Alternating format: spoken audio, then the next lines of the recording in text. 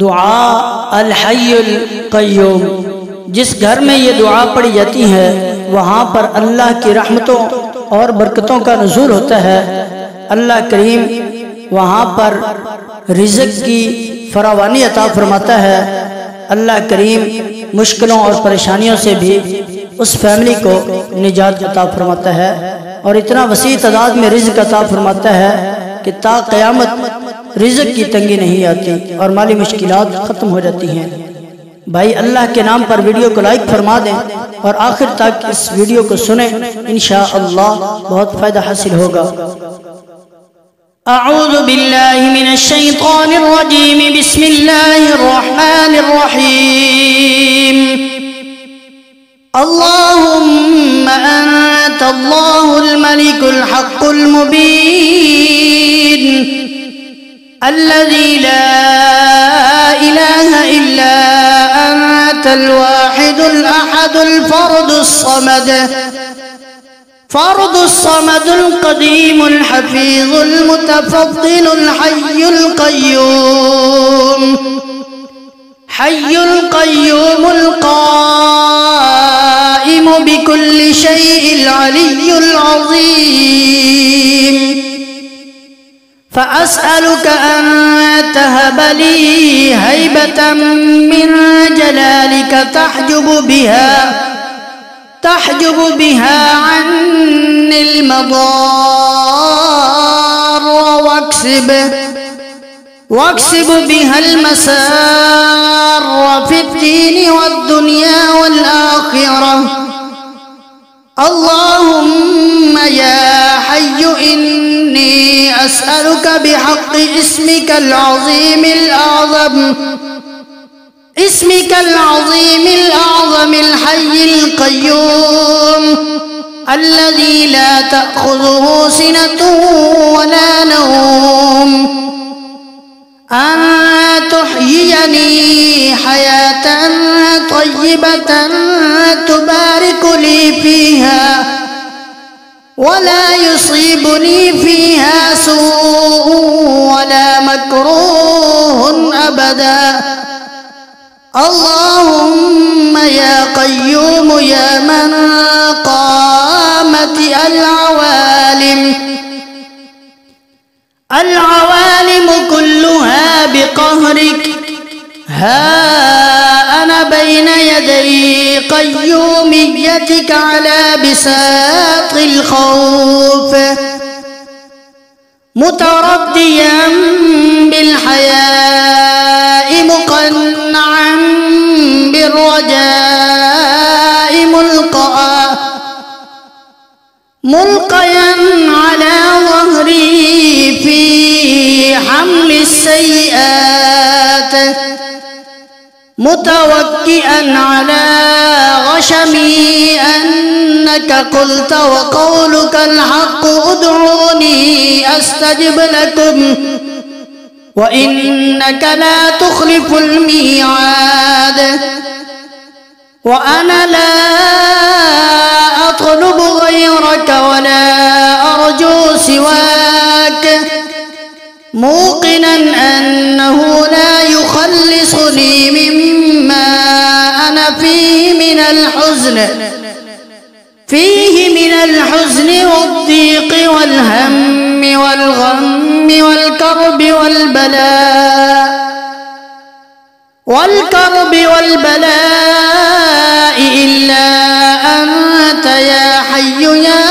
قيوم وإني طالب الإجابة مستظهر بظاهر الإخلاص من قيوميتك اللهم يا الله يا قاهر أسألك بدقائق اسمك القاهر أن تقهر من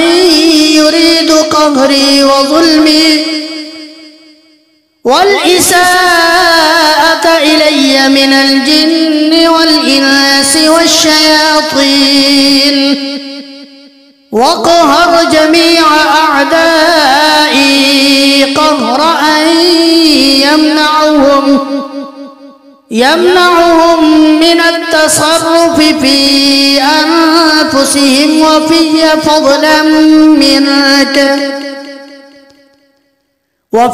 فضلا منك علي وأرني فيهم عجائب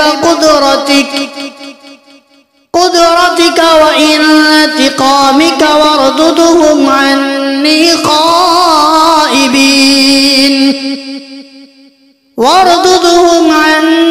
خائبين خاسرين مدحورين. يا قوي يا عزيز يا جبار واحفظني منهم بحفظك القوي المتين.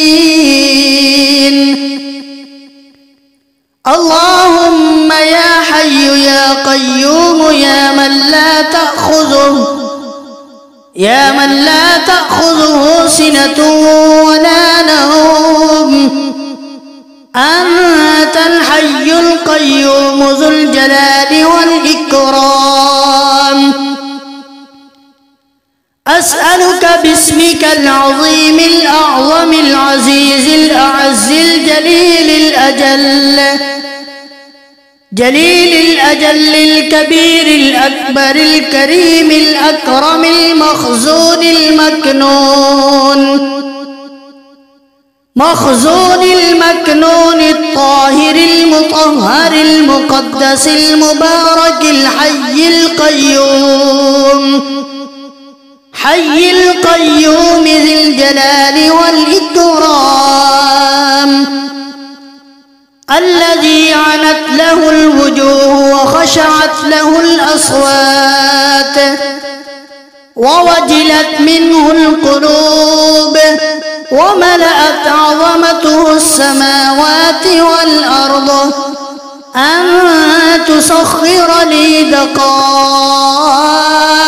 الأرواح وحقائق الأشباح، وأن تفيض علي من بحار الإيمان وأنهار الإيقان وجداول العرفان، ما ينشرح له صدري ويرتفع به قدري ويستنير به فضاء سري وأنجح به في معارج أمري وينكشف به سداف همي وعسري وينحط به وزري الذي أنقض ظهرك ويرتفع به في عوالم الملكوت ذكري، فلا يبقى ملك روحاني إلا إن قاد لدعوتي، ولا شبح شيطاني إلا أذعن لسطوتي، ولا جني ولا إنسي إلا أحبني وأطاعني وخضع لهيبتي. اللهم يا حي يا قيوم يا ذا الجلال والإكرام، أسألك أن تحفظني من بين يدي ومن خلفي ومن فوقي ومن تحتي وعن يميني وعن شمالي وجميع أهلي وعيالي، واجعلني محفوظا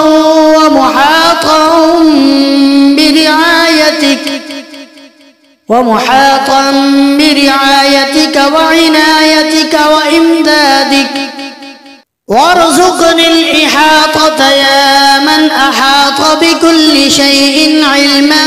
وأحصى كل شيء عددا. اللهم إني أسألك يا الله يا الله يا الله يا حي يا قيوم الكائنات يا من قامت الكائنات بتجليات نعوت ذاته الصمدانية حتى استقامت وقامت بواجب شكره وانتعشت بلذائذ ذكره. أسألك أن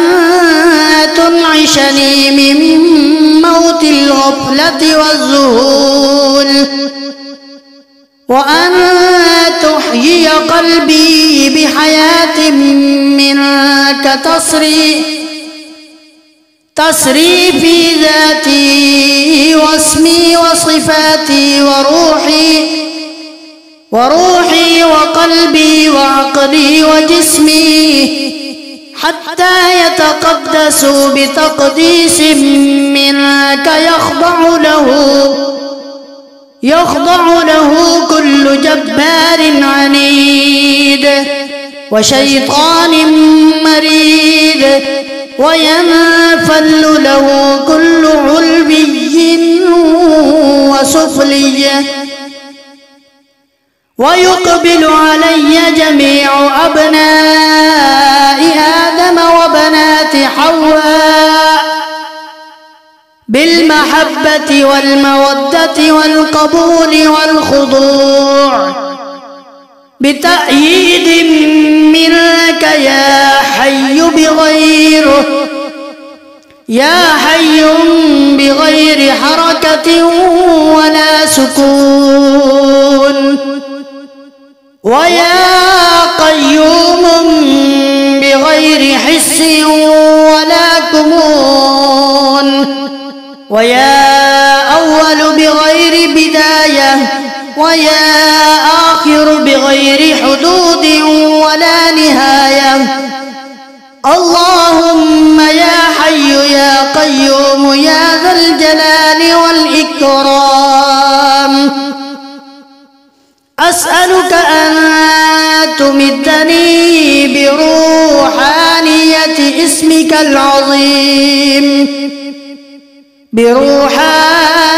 باسمك العظيم الأعظم المعظم معظم الحي القيوم، حتى يكونوا معي، فإذا قلت للشيء كن فيكون بغير معالجة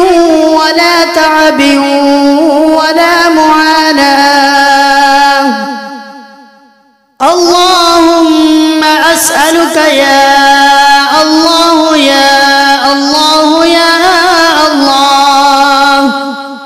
يا حي يا قيوم أن تنصرني على من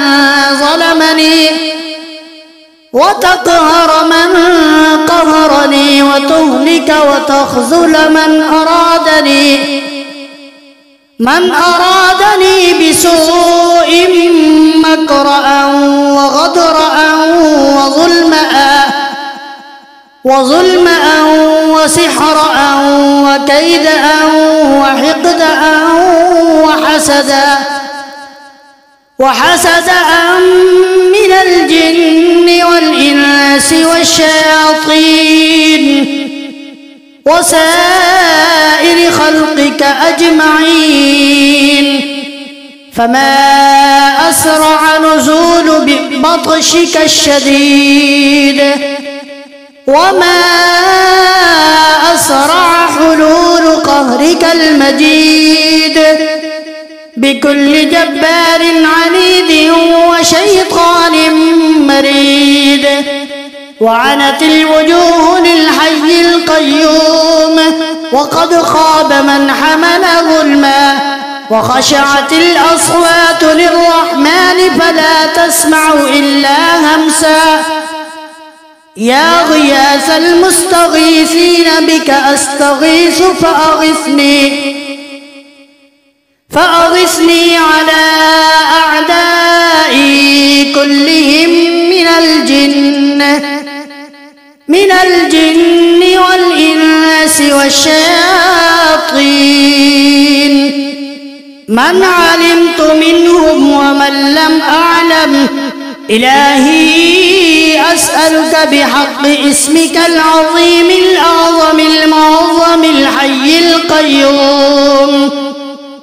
أن تنظر إلي نظرة رحمة، وأن تجعلني من عبادك الصالحين الذين لا خوف عليهم ولا هم يحزنون، وأن تنفحني بنفحة توحيدك التي مننت بها على عبادك المختارين، وأن تفرج عني كل ضيق ولا تحملني ما لا أطيق، إنك على كل شيء قدير.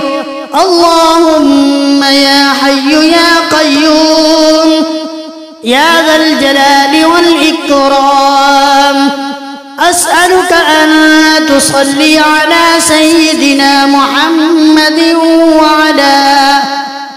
وعلى آل سيدنا محمد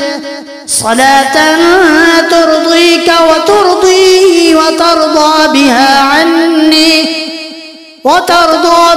عني يا رب العالمين، عدد علمك وزنة عرشك ومداد كلماتك ورضاء نفسك، كلما ذكرك وذكره الذاكرون وغفل عن ذكرك وذكره الغافلون، وأحيي أسرارها بكل ذرات جسمي وعقلي وروحي،